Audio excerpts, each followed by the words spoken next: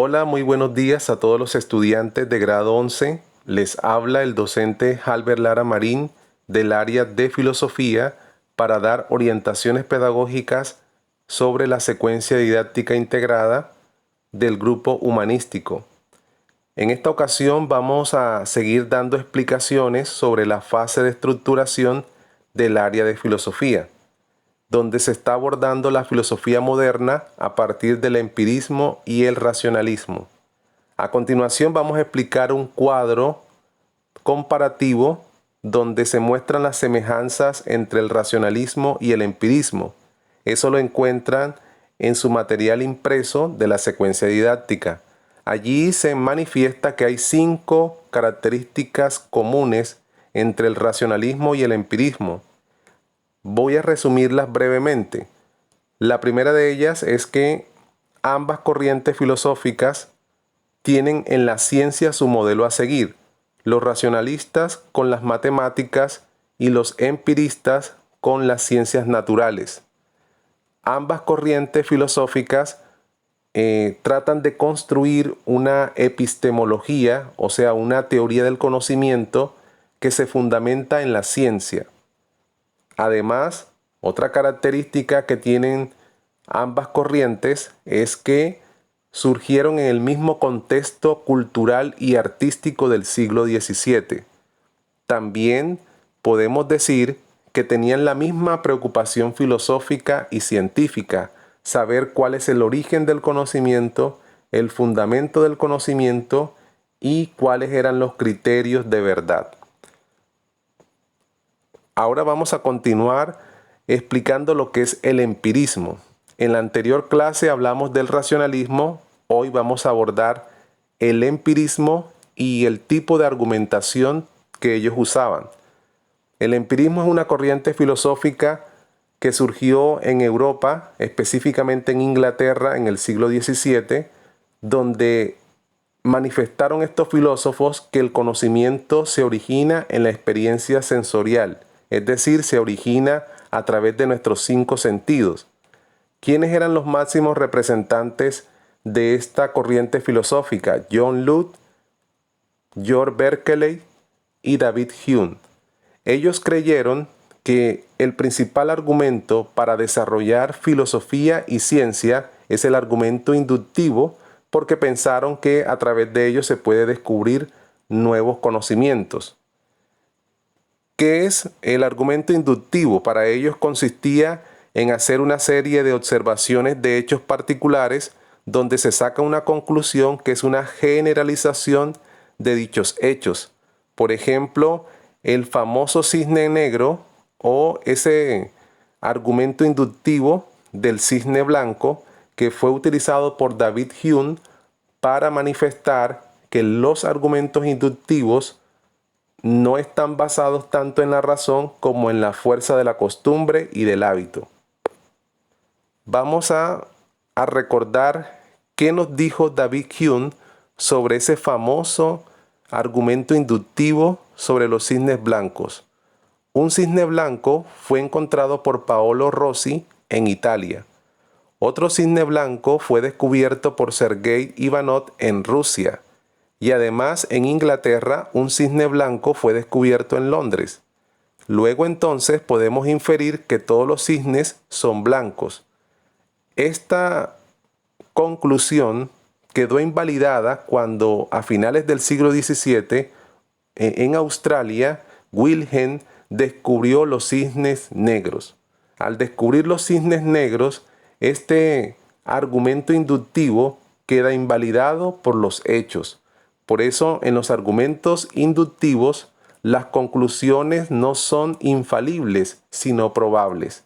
Y con esto David Hume mostraba a los europeos que muchas veces los argumentos inductivos están basados más en las costumbres, en los hábitos y en la creencia que las cosas se pueden repetir. Ahora vamos a recordar qué es un argumento inductivo. Es un razonamiento donde hay premisas que se identifican patrones de las que se pueden extraer una conclusión general. Por ejemplo, en la siguiente premisa de argumento inductivo, el patrón repetitivo es salió. Escuchemos este ejemplo. En mi infancia siempre vi que el sol salió. Ayer el sol salió a pesar de la fuerte lluvia. Hoy salió el sol en la mañana. Probablemente el sol saldrá mañana. Aquí vemos un ejemplo de argumento inductivo donde aparecen tres premisas y las tres premisas tienen que ver con hechos observados, hechos vividos. Y la conclusión no es más que una generalización de lo que puede llegar a suceder mañana. En este caso, que el sol saldrá mañana. En la argumentación inductiva, la premisa surge de la experiencia o de la observación de casos probados y por ende siempre es verdadera. Por su parte, la conclusión es una generalización extraída de la premisa, por ende es probable. Por ser una proyección probable, la conclusión aporta información nueva, la cual puede ser probada o refutada con evidencia. Vamos a seguir mostrándoles algunos ejemplos y escuchen este ejemplo también cotidiano. La abeja es un insecto y respira por la tráquea. El saltamontes es un insecto y respira por la tráquea. El escarabajo es un insecto y respira por la tráquea. Probablemente todos los insectos respiran por la tráquea. Generalmente se dice que la inducción es el paso de lo particular a lo universal, o de premisas particulares a una conclusión universal. Aquí vemos un ejemplo de esto. Nos hablan primero, en la primera premisa, de la abeja, en la segunda de los saltamontes y en la tercera del escarabajo. Son entes o seres particulares, pero tienen algo en común y es que respiran por la tráquea. Entonces, la conclusión, donde dice probablemente todos los insectos respiran por la tráquea, claramente se muestra que la conclusión es universal porque dice todos los insectos. Entonces aquí vemos un ejemplo de cómo a través de las premisas particulares se puede sacar una conclusión o una inferencia general universal que nos puede servir como nuevo conocimiento. Ahora, solamente falta con que aparezcan algunos insectos que no respiren por la tráquea para invalidar esta conclusión. Vamos ahora a escuchar este ejemplo que también es muy cotidiano y que lo vemos a diario en las redes sociales, específicamente en el WhatsApp. La información que circula en WhatsApp sobre un ofrecimiento de refrescos gratis es falsa. La información que circula en WhatsApp ofreciendo premios a quien se registre en el enlace es falsa.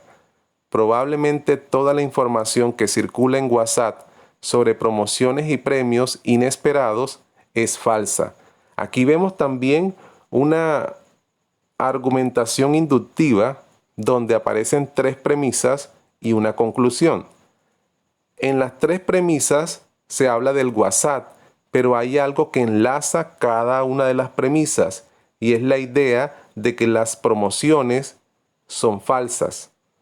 Entonces, al ver que las tres premisas tienen en común esto, es fácilmente probable inferir que todas las informaciones sobre promociones y premios en WhatsApp es falsa. Ahora, para finalizar, en la fase de estructuración les aparece un escrito, un texto que tiene el siguiente título: La subjetividad y los métodos de conocimiento en la filosofía moderna. Este es un escrito que tiene 7 párrafos. Y en cada párrafo aparece un tipo de argumento. Puede ser argumento de autoridad, argumento por analogía, argumento deductivo o argumento inductivo. ¿Qué debe hacer el estudiante? Señalar y escribir qué tipo de argumentos aparecen en este texto. Tenga en cuenta, joven estudiante, los conectores lógicos que indican las conclusiones, las premisas. Mire la manera como se concluye y además Para el próximo encuentro sincrónico en Google Meet estaremos socializando los tipos de argumentos que aparecen en ese texto. Tienen plazo para enviar esta tarea hasta el 11 de julio. Pueden tomarle fotos a su libreta de la actividad que hicieron. Pueden hacer un audio compartiendo las respuestas, los tipos de argumentos que encontraron, o hacer un video donde digan cuáles fueron los argumentos que encontraron en el texto. Muchas gracias por su valiosa atención. Les habló el docente Halber Lara Marín. Cualquier inquietud pueden escribirme a mi número de WhatsApp 313-501-6257. Muchas gracias por su atención. Feliz día.